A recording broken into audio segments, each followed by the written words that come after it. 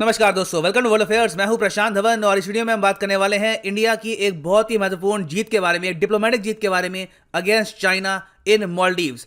हाल ही में हमारे विदेश मंत्री गए हैं मालदीव्स। यहाँ पे आप देख पाएंगे, ये इनकी एक फोटो है और Maldives by the way map पे देखोगे यहाँ पर ये हमारा प्यारा भारत, यहाँ पे श्रीलंका है और ये है यहाँ पर मालदीव्स। और मालदीव्स में जाकर इन्होंने सिक्योर कर लिया है कि एक बहुत ही इंपॉर्टेंट मिलिट्री बेस मालदीव्स का इंडिया बनाएगा, ना कि चाइना। यहां पे आप देखेंगे, इस पे आर्टिकल है द हिंदू का, India Maldives sign defence and security related pacts. और ये एक और आर्टिकल है डेक्कन हेराल्ड का, इंडिया पिप्स चाइना, इंडिया ने चाइना को पीछे छोड़ दिया और inks to develop support and maintain harbour at naval base in Maldives. तो डिस्कस करेंगे इस टॉपिक को। यहाँ पे हुआ क्या है, इंडिया ने किस तरीके से कई सालों की जो डिप्लोमेटिक मेहनत है इसको कंक्लूड किया है, बहुत कुछ आपको जानने को मिलेगा। So a lot to know, a lot to discuss as always, but before we begin, एक प्रश्न यहाँ पे मैं आपसे पूछूंगा मालदीव्स के बारे में। 4 स्टेटमेंट्स है रिगार्डिंग मालदीव्स, आपको बताना है कौन सी सही है कौन सी गलत है। फर्स्ट स्टेटमेंट ये कहती है कि मालदीव्स बना था एक इंडिपेंडेंट देश 1947 में। सेकंड स्टेटमेंट, मालदीव्स एशिया का सबसे छोटा देश है। थर्ड स्टेटमेंट, मालदीव्स बिम्स्टेक का पार्ट है। फोर्थ स्टेटमेंट, मालदीव्स एक सेकुलर देश है बाय देयर कॉन्स्टिट्यूशन। आंसर करो in the comment section below. सही आंसर मैं आपको दूंगा वीडियो के एंड में। और आप किसी भी एग्जाम की प्रिपरेशन कर रहे हैं, whether it is UPSC, SSC, bank, any examination, आप परचेज कर सकते हैं अनअकैडमी पे लाइव कोर्सेज। लाइव क्लास आपको मिलेगी, आप क्वेश्चन पुट अप कर पाएंगे। और ये जो प्राइस है आपका ओरिजिनल, ये पे मत कर देना, यूज करो यहाँ पर कोड PD10 और ये होगा आपका discounted price after the code. So use the code PD10 and save money. Now first of all, Maldives को एज ए कंट्री आपको समझना होगा, मालदीव्स की जियो पॉलिटिक्स आपको समझनी होगी। मालदीव्स में पहली बात तो कोई नौसेना नहीं है, कोई नेवी एग्जिस्ट मालदीव्स में करती नहीं है। इनका जो भी कोस्टल एरिया का डिफेंस है वो संभालता है इनका कोस्ट गार्ड। तो आप इससे समझ सकते हैं कि जब भी हम कहते हैं ना मालदीव्स का कोस्ट गार्ड, तो मतलब कि इनकी नेवी है। ऐसा मत समझना कि बस एक छोटी सी फोर्स होगी जो नेवी से काफ़ी कमज़ोर है, नहीं, this is pretty much their central defence force. और मालदीव्स का जो कोस्ट गार्ड है इसकी इंपॉर्टेंस इंडिया काफ़ी हद तक समझता है, इसलिए इंडिया ने काफ़ी बार इनको अगर कोई इंपॉर्टेंट पेट्रोल बोट चाहिए, कोई इंपॉर्टेंट एयरक्राफ्ट चाहिए, कुछ भी चाहिए, वेपन चाहिए, इंडिया ने हमेशा इनके कोस्ट गार्ड को वेल सप्लाइड रखा है। मगर पिछले 7-8 साल से मालदीव्स की जो डिफेंस फोर्सेस हैं ये चाहती थी कि इंडिया एक बहुत ही इंपॉर्टेंट मिलिट्री बेस कंस्ट्रक्ट करे मालदीव्स के कैपिटल के बिल्कुल पास। ये इनके कोस्ट गार्ड के लिए बहुत ही इंपॉर्टेंट था और मालदीव्स ने 2013 से ही भारत को कहना स्टार्ट कर दिया था कि प्लीज जो ये मिलिट्री बेस है ये जल्द से जल्द आप बनाइए। मतलब कि आप बेसिकली फाइनेंस करो, आप हमको पैसा दो, हम पैसा बाद में चुका देंगे और अभी के लिए जो ये बेस है ये तैयार हो जाएगा। और ये बेस बनना कहाँ पे है ये मैं आपको दिखा देता हूँ एक बार प्रॉपर मैप से। सो यहाँ पे आप देख पाओगे, मैं जूम इन कर रहा हूँ, मालदीव्स बाय द वे यहाँ पे आपको दिखेगा। और हम जूम इन कर रहे हैं यहाँ पर उस आइलैंड पर जहाँ पे मालदीव्स चाहता है कि इंडिया बनाए एक मिलिट्री बेस, एक naval base to be exact. ये है UTF, इसकी फुल फॉर्म यहाँ पे आप देख पाएंगे। और आप नोटिस करेंगे कि ये जो टापू है ये माले के कितने करीब है। ये यहाँ पे है माले, ये है राजधानी मालदीव्स की। और जब मालदीव्स कह कर थक गया इंडिया को कि प्लीज़ इसको फाइनेंस करो, यहाँ पर एक नेवल बेस इंपॉर्टेंट है, फाइनली चाइना यहाँ पर पिक्चर में आ गया। और 2015 में चाइना ने यहाँ पर ऑफर दी कि क्यों ना हम आपका जो ये मिलिट्री बेस है हम ये डेवलप कर लें, आप इंडिया से इसके लिए लोन मत लो। उसके बाद से इंडिया अचानक से जाग गया। इंडिया ने कहा कि नहीं, हम चाहते हैं कि हम इस प्रोजेक्ट में बने रहें। और इंडिया और चाइना के बीच में कई सालों तक डिप्लोमेटिक कंपटीशन चल रहा था with in the country of Maldives कि ये नेवल बेस कौन कंस्ट्रक्ट करेगा। मगर इंडिया की लाख कोशिश करने के बाद भी जो एडवांटेज था वो था चाइना के पास, क्योंकि उस वक्त मालदीव्स के जो प्रेसिडेंट थे अब्दुल्ला यमीन, ये बहुत ज़्यादा एंटी इंडिया थे और ये लगातार हर महीने और ज़्यादा प्रो चाइना बनते गए। चाइना ने इनको बहुत फेवर दिए, इनकी काफ़ी हेल्प करी और उसके बदले में इन्होंने मालदीव्स का एक आइलैंड गिरवी रख दिया चाइना को। ये आइलैंड कौन सा आइलैंड है? ये है फेडू फिनोलू आइलैंड। और जी हाँ बिल्कुल, चाइना के पास आज के समय मालदीव्स का एक टापू है 50 साल की लीज के लिए। हम्बनटोटा पोर्ट 99 ईयर्स की लीज के लिए और ये 50 साल की लीज के लिए। अब यहाँ पे आप पूछेंगे वेल अब ठीक है, उन्होंने श्रीलंका में हम्बनटोटा पोर्ट को एक्वायर कर ही लिया तो इसकी क्या आवश्यकता है, दोनों पास में ही तो है। एक्चुअली नहीं, दोनों में हजारों किलोमीटर का डिफरेंस है। ये मैं आपको दिखाता हूँ फिर से मैप पे, इससे आप समझ पाएंगे कि चाइना ने किस तरीके से स्ट्रिंग ऑफ पर्ल्स बनाई है अराउंड इंडिया। ना यहाँ पे आप अगर देखेंगे, ये मैं जूम इन कर रहा हूँ फेडू फिनोलू आइलैंड की तरफ। मालदीव्स का जो बिल्कुल साउथ में आइलैंड है ना, यहाँ पे आपको मिलेगा फेडू आइलैंड।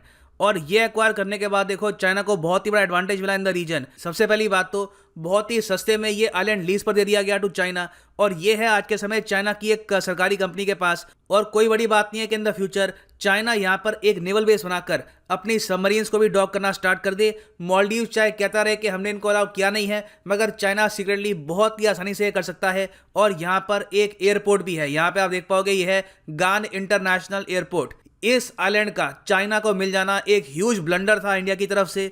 और मुझे याद है 2016 में जब चाइना को आइलैंड मिला तो कई देश, इवन मैं कहूँगा ब्रिटेन, यूएस, ये सब इंडिया की फॉरेन पॉलिसी से नाराज थे। ये कह रहे थे कि क्या ब्लंडर कर दिया इंडिया ने। एक बहुत ही इंपॉर्टेंट देश मालदीव्स, उसका एक critical island almost in the centre of the Indian ocean, ये मिल चुका है अब चाइना को। और आप यहाँ पर ये भी देखोगे कि ये जो आइलैंड है ये हम्बनटोटा से कितना दूर है। इससे आप समझ पाएंगे कि हम्बनटोटा मिलने के बावजूद चाइना ने यह आइलैंड एक्वायर करने का फैसला क्यों किया। Hambantota port by the way यहाँ पे है, ये 99 साल के लिए चाइना के पास है, ठीक है। हम्बनटोटा ये हो गया। फिर उसके बाद म्यांमार में भी इनका एक पोर्ट है जो आज के समय जिस पर चाइना काम कर रहा है, सितवे पोर्ट के पास। यहाँ पे आप देख पाओगे जो म्यांमार में चाइना का पोर्ट है बाय द वे, इसका नाम है कयापकू पोर्ट। तो स्ट्रिंग ऑफ पर्ल्स थ्योरी बिल्कुल एक रियलिटी है। चाइना ने आज के समय आप अगर देखो प्रॉपरली इंडिया को घेरा। यहाँ पर एक पोर्ट यहाँ पर, फिर हम्बनटोटा में, फिर मालदीव्स में भी यहाँ पर कंट्रोल। उसके अलावा यहाँ पर भी उनके मिलिट्री बेसिस हैं आज के समय, जिबूती में भी। और फिर हमको भूलना नहीं चाहिए कि ग्वादर पाकिस्तान में भी इनका कंट्रोल है। तो इसलिए इंडियन नेवी के लिए इतना बड़ा चैलेंज है चाइना। और इंडिया आने वाले 10 साल में billions and billions of dollars खर्चेगा नए एयरक्राफ्ट कैरियर और फाइटर जेट्स के लिए, ताकि चाइना को ये बैलेंस कर पाए इस रीजन में। वापस अगर आए मालदीव्स पे हम, तो फिनोलू आइलैंड चाहे एक बार को चाइना को मिल गया हो फॉर जस्ट $4 मिलियन। इसमें माना जाता है कि अब्दुल्ला यमीन ने हैवी करप्शन किया था। इनको पर्सनल बेनिफिट चाइना ने बहुत दिए हैं और इसके बदले में इन्होंने ये $4 मिलियन के लिए लीज पर दे दिया ये टापू। खैर ये डिजास्टर हो गया।